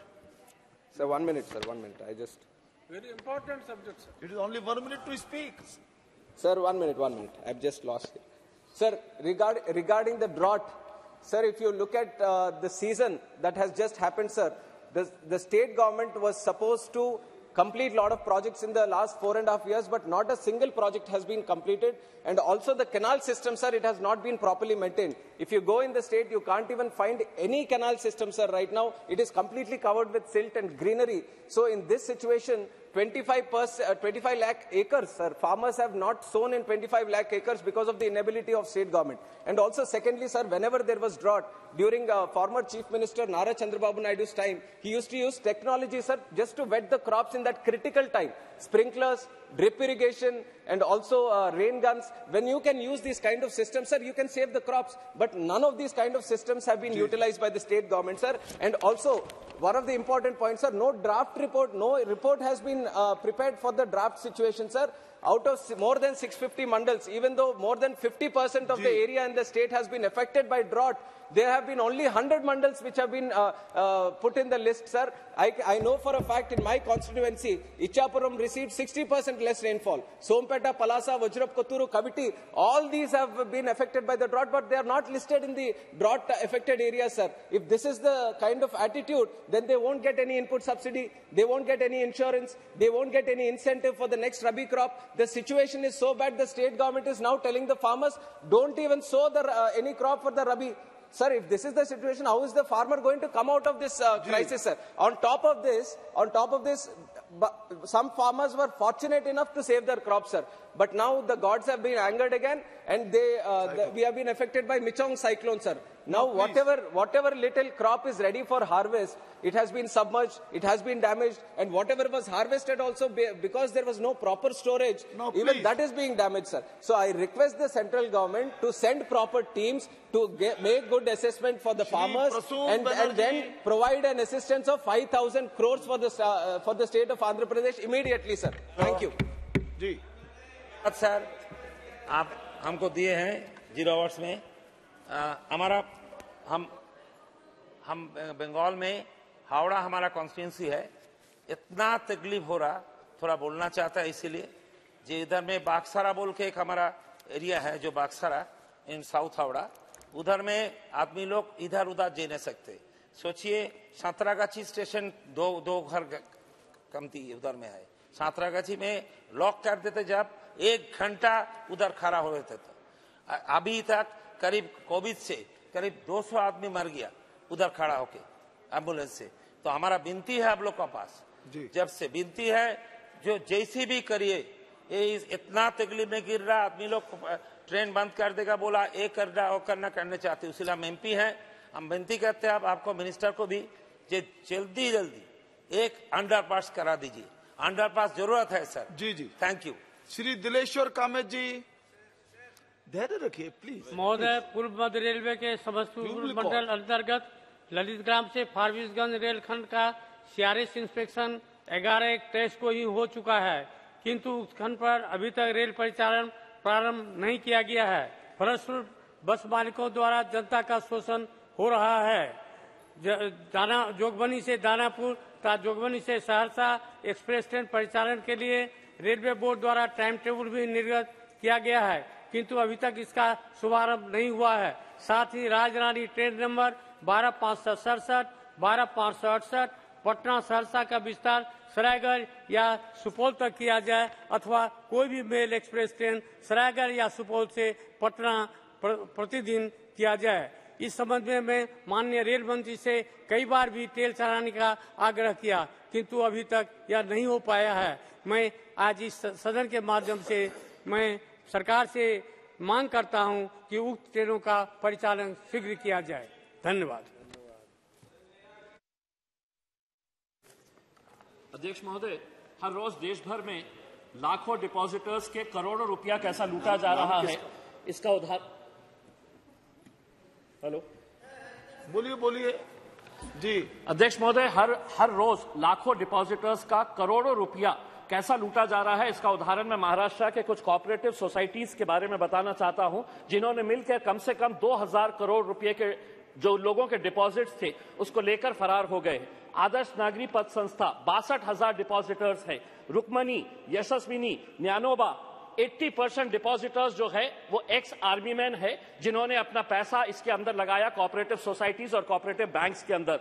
देवलाई महिला, Malkapur urban, Amravati की अनुग्रह, मुंबई की नागरी पद संस्था, ऐसे कुल मिलाकर कम से कम 2000 करोड़ रुपए। अध्यक्ष महोदय, ना तो RBI का इनके ऊपर कोई कंट्रोल है, ना कोऑपरेटिव डिपार्टमेंट का। अध्यक्ष महोदय, आदर्श नागरी पद संस्था औरंगाबाद के मेरे चुनावी क्षेत्र के अंदर आती है, 62,000 डिपॉजिटर्स है। जिंदगी भर की कुछ ऐसी महिलाएं हैं, उनकी जिंदगी भर की कमाई 2 लाख रुपए है। वो 2 लाख रुपए उसने सिर्फ इस वजह से वहां पर उस संस्था के अंदर लगाई कि वहां पर इंटरेस्ट रेट ज्यादा दिया जाता है। ये लालच दिखाकर लोगों का PF का पैसा लिया जाता है। अगर कोई रिटायर हो रहा है तो उसका रिटायरमेंट का पैसा लिया जाता है, और ये पैसा लेकर ये इनिशियली तो पैसा दे देते हैं उन्हें, लेकिन बाद में ये फरार हो जाते हैं। मैं सरकार से ये अनुरोध करना चाहूंगा कि RBI ने फौरन इस तरह के कोऑपरेटिव सोसाइटीज के अंदर इंटरवीन करना चाहिए और कोऑपरेटिव डिपार्टमेंट पर सख्त ताकीद करना चाहिए कि 6 महीने के अंदर इनका पैसा वापस मिलना चाहिए। Thank you, Chairman, sir.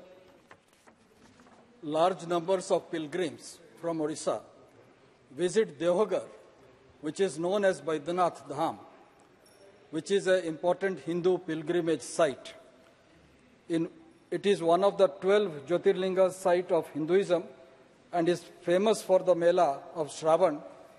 It is along the Sri Sailam, one of the few places in India where the Jyotirlinga and the Shakti Peeth are together lying side by side. In Bhubaneswar, we have Harihara, that's the famous Lingaraj temple, and large number of devotees also visit Baidyanath Dham roundabout via Calcutta. My request is, and recently, as has been already mentioned, there is a long pending demand from the devotees of Thakur Anukul Chandra regarding layover of Bhubaneswar Patna flight at Deoghar. I would urge upon the government to take immediate and necessary steps for layover of Bhubaneswar Patna flight at Deoghar airport without further delay in the interest of public at large. Thank you, sir. Rama Devi जी। जी सभापति महोदय, मैं सदन का ध्यान देश के LPG cylinder विस्फोट की घटनाओं में हो रही वृद्धि की ओर आकृष्ट कराना चाहती हूँ। हम सभी जानते हैं कि स्वच्छ ईंधन बेहतर जीवन की सोच के साथ माननीय प्रधानमंत्री श्री नरेंद्र मोदी जी के नेतृत्व वाली केंद्र सरकार ने प्रधानमंत्री उज्ज्वला योजना की शुरुआत की थी, जिसके माध्यम से अब तक 9 करोड़ 60 लाख परिवारों, विशेषकर गरीबी रेखा के नीचे रह रही महिलाओं को रियायती दर पर एलपीजी कनेक्शन उपलब्ध कराया गया है। इस योजना की देन है कि आज देश में ग्रामीण क्षेत्रों में भी एलपीजी उपयोगकर्ता की संख्या भी काफी वृद्धि हुई है, परंतु सुरक्षा संबंधी जानकारी एवं जागरूकता के अभाव में आज बिहार सहित पूरे देश में एलपीजी सिलेंडर विस्फोट की घटनाएं में भी काफी ज्यादा वृद्धि हुई है, जो कि चिंता की बात है कि कई बार गैस कंपनियों या लीडरों द्वारा एक्सपायरी डेट पार कर चुके सिलेंडरों की भी आपूर्ति ग्रामीण क्षेत्रों में की जाती है, जिसके बारे में अधिकतर ग्राहकों को पता ही नहीं होता है, जिससे गैस लीकेज के कारण आए दिन रोज कहीं न कहीं सिलेंडर विस्फोट की सूचना मिलते ही रहती है। अभी हाल ही में बिहार के चंपारण क्षेत्र में एलपीजी सिलेंडर विस्फोट में लगभग 70 लोग बुरी तरह जख्मी हो गए, जिनमें कई लोगों की अपनी जान गंवानी पड़ी है। यह भी देखा गया है कि ऐसी घटनाओं के बाद जिम्मेदार कंपनी या डीलर द्वारा पीड़ित परिवारों का मुआवजा देने में भी काफी देर की जाती है। अतः सदन के माध्यम से सरकार की अनुरोध करती हूँ कि देश में एलपीजी सिलेंडर विस्फोट की घटनाओं में हो रही वृद्धि की रोकथाम के लिए ठोस उपाय किए जाए। साथ ही एलपीजी सुरक्षात्मक उपयोग के बारे में देश के ग्रामीण क्षेत्रों में गैस कंपनियों तथा डीलर द्वारा समय समय पर जागरूकता अभियान सुनिश्चित कराया जाए। बहुत बहुत धन्यवाद। Respected Chairman sir, சார் என்னுடைய கிருஷ்ணகிரி பாராளுமன்ற தொகுதியில் சுமார் 15,000 பஞ்சார சமுதாயம் அன்பாடி சமுதாய மக்கள் கச்சுவாடி, குண்டலம், பாளையகு, தாமசனப்பள்ளி, அஞ்சட்டி, உரிகம் போன்ற பகுதிகளில் வாழ்ந்து கொண்டிருக்கிறார். சுமார் 2 லட்சம் பேர் தருமபுரி, திருவண்ணாமலை, சேலம் போன்ற மாவட்டங்களில் தமிழகத்தில் வாழ்ந்து கொண்டிருக்கிறார்கள். அவர்கள் பெரும்பாலும் மலைவாழ் மக்களாக இருக்கிறார்கள். அவர்கள் கூலி வேலை செய்வது வாழ்க்கையை நடத்தி கொண்டிருக்கிறார்கள். இவர்களுக்கு சரியான வீடுகள், சாலை வசதி, குடிநீர் வசதி இல்லாமல் சிரமப்பட்டுக் கொண்டிருக்கிறார்கள். குழந்தைகள் சரியான கல்வி வசதி இல்லாமல் 5ஆம் வகுப்பு, 6ஆம் வகுப்பு அல்லது அதிகபட்சம் போனால் SSLC வரை படித்து நின்று விடுகிறார்கள். பட்டம் படித்தவர்கள் மிக குறைவு. அரசாங்க வேலையில் 100 பேர் கூட இல்லாமல் அதற்கு கீழ்தான் பணிபுரிந்து கொண்டிருக்கிறார்கள். தமிழகத்தில் இவர்கள் பிற்பட்ட வகுப்பினராக பதிவு செய்யப்பட்டுள்ளது. ஆனால் கர்நாடகாவில் SC பிரிவிலும் ஆந்திராவில் ST பிரிவிலும் சேர்க்கப்பட்டுள்ளனர். எனவே இவர்களை சமுதாயத்தில், வாழ்வாதாரத்தில், பொருளாதாரத்தில் உயர்த்துவதற்கு பிற்பட்ட வகுப்பினர் பிரிவிலிருந்து பட்டியலின வகுப்பு, அதை ST வகுப்பில் சேர்க்குமாறு தங்கள் மூலமாக அரசின் கவனத்திற்கு கொண்டு வருகிறேன். नंदी। श्री विवेक नारायण शेजवलकर जी। धन्यवाद अध्यक्ष महोदय, आपने मुझे मौका दिया। अयोध्या धाम विश्व का सबसे महत्वपूर्ण तीर्थ क्षेत्र व धार्मिक पर्यटन आकर्षण बनने जा रहा है। माननीय अध्यक्ष जी, आपके माध्यम से मैं माननीय रेल मंत्री जी को ग्वालियर से सीधे अयोध्या के लिए ट्रेन सुविधा हेतु आग्रह करना चाहता हूँ। वर्तमान में ग्वालियर से अयोध्या के लिए एकमात्र साप्ताहिक ट्रेन मुजफ्फर सूरत एक्सप्रेस है, जो वर्तमान में यह सुविधा अपर्याप्त है। मैं माननीय रेल मंत्री के संज्ञान में लाना चाहता हूं कि ग्वालियर बरौनी मेल ग्वालियर से चलकर बाराबंकी जंक्शन होते हुए बुडबल, कर्नलगंज, गोंडा होते हुए मनकापुर पहुंचती है। इस लाइन पर अन्य गाड़ियां भी हैं। यदि उक्त ग्वालियर बरौनी मेल को यदि बाराबंकी से अयोध्या होते हुए मनकापुर पहुंचने का रूट करने से ग्वालियर, डबरा, दतिया एवं झांसी सहित संपूर्ण चंबल एवं बुंदेलखंड क्षेत्र के श्रद्धालुओं को अयोध्या धाम पहुंचने के लिए एक अच्छा साधन मिल सकेगा। दूसरा, झांसी से अयोध्या के लिए जाने वाली गाड़ियां क्रमशः Ahmedabad, Darbhanga, Sabarmati express, Yesvantpur, Gorakhpur express, Mumbai LTT Chhapra Ayodhya express, Ahmedabad Varanasi city Sabarmati express via Kanpur होकर अयोध्या से गुजरती हैं। यदि इनमें से कुछ ट्रेनों को झांसी से वाया ग्वालियर, भिंड, इटावा, कानपुर होकर चलाया जाए तो ग्वालियर अंचल व इसके आसपास के यात्रियों को अयोध्या के साथ साथ उत्तर प्रदेश, बिहार एवं गुजरात के महत्वपूर्ण शहरों के लिए भी ट्रेन सुविधा में बढ़ोतरी होगी। मेरा माननीय रेल मंत्री से अनुरोध है कि ग्वालियर लोकसभा क्षेत्र वासियों को अयोध्या के लिए रेल सुविधा प्रदान कर अनुग्रहित करने की कृपा करें।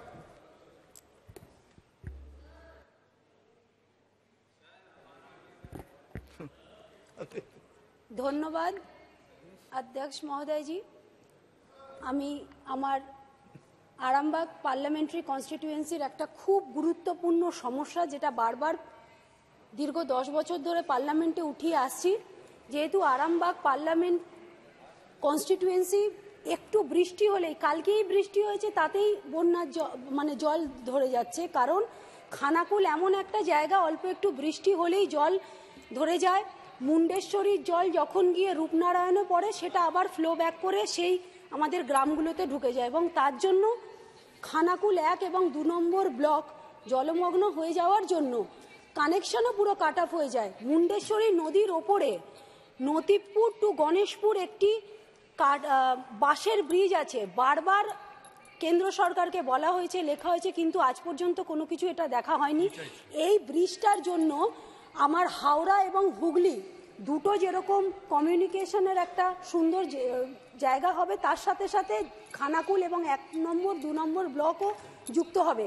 তার সাথে সাথে খানাকুলের সাথে পশ্চিম মেদিনীপুরের যুক্ত আরেকটা ব্রিজ, গড়ের ঘাট ব্রিজ, যেটা রূপনারায়ণ নদীর ওপরে। এই দুটো ব্রিজ খুব দরকার, যেটা আমার খানাকুল এবং আরামবাগ পার্লামেন্টারি কনস্টিটিউয়েন্সির প্রত্যেকটা কৃষিজীবী মানুষ, সাধারণ মানুষ যারা বিভিন্ন কাজের জন্য হাওড়া বা পশ্চিম মেদিনীপুর যায় তারা যেন এই ব্রিজটা করে। আমি ইমিডিয়েট আমাদের যে ইরিগেশন মন্ত্রণালয় আছে তাকে বলছি যেটা করা হোক।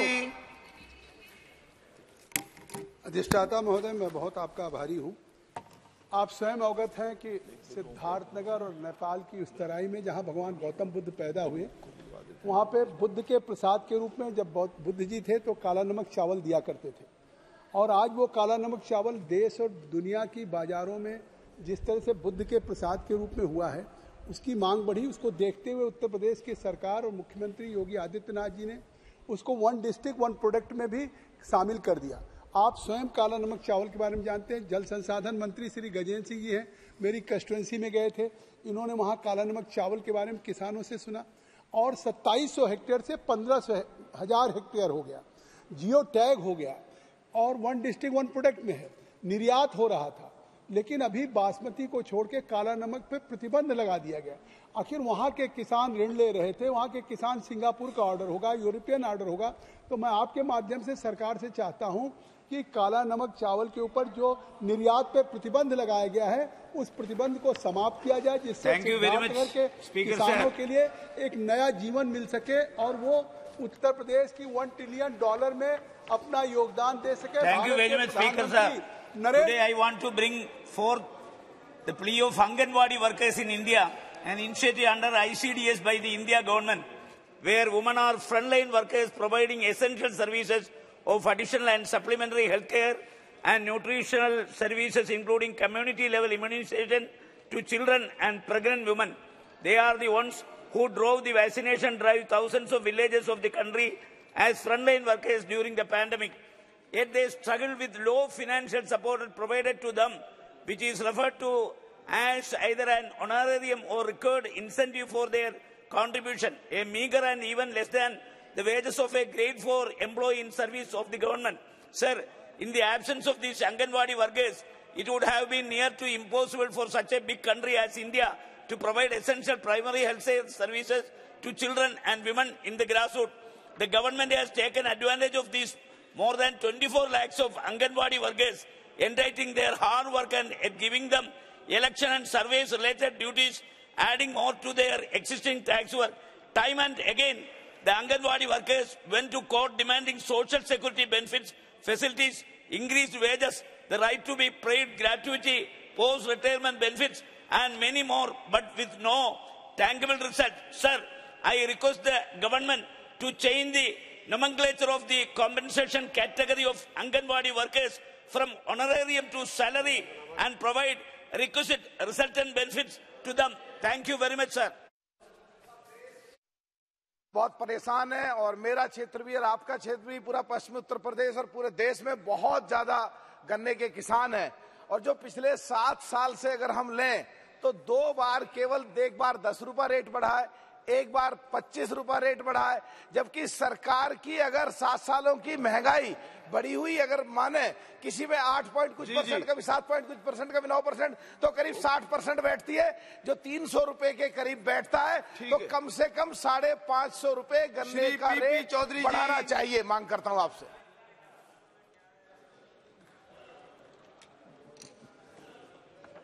धन्यवाद सभापति महोदय जी। मेरे लोकसभा क्षेत्र में सोजत मेहंदी विश्व प्रसिद्ध है। यहाँ की मेहंदी का अनोखा रंग इसे विश्व प्रसिद्ध बनाता है और ये विशेष रंग द्रव्य इस क्षेत्र की मिट्टी और विशेष जलवायु से मिलता है। सोजत की मेहंदी के उद्योग में 160 से अधिक फैक्ट्रियों में हजारों की संख्या में मजदूर काम करते हैं और उनकी जीवन रेखा है। सोजत के साथ जैतारण, मारवाड़ जंक्शन, बिलाड़ा क्षेत्र में भी मेहंदी की खेती होती है। यहाँ के लोगों ने सोजत को मेहंदी नगरी बनाने हेतु बहुत मेहनत की, जिसका बाजार 1000 करोड़ रुपए से भी अधिक है। महोदय, हमारे सोजत की मेहंदी को जीआई टैग का हक देने के लिए मैं माननीय प्रधानमंत्री श्री नरेंद्र मोदी जी का धन्यवाद ज्ञापित करता हूं। इनकी बदौलत यहाँ के उद्योग को एक और नई उड़ान मिलेगी। महोदय, सोजत मेहंदी उद्योग एक बढ़ता हुआ उद्योग और पिछले वर्षों में तेजी से बढ़ा जीआई टैग बस एक प्राप्त होने के बाद इस उद्योग में कार्यरत लोगों की संख्या में बहुत बढ़त हुई और बढ़ती रही है। यहाँ के हजारों श्रमिकों के इलाज एवं सुरक्षा हेतु कोई एम्प्लॉय स्टेट इंश्योरेंस कॉर्पोरेशन या एम्प्लॉय स्टेट इंश्योरेंस स्कीम के तहत अस्पताल नहीं है। यहाँ पर ईएसआईएस और ईएसआईसी का कोई भी अस्पताल नहीं है। इसलिए मैं आपके माध्यम से माननीय श्रम मंत्री जी से निवेदन करता हूं कि सोजत में एक ईएसआईएस और ईएसआईसी अस्पताल के लिए स्थगित की जाती है।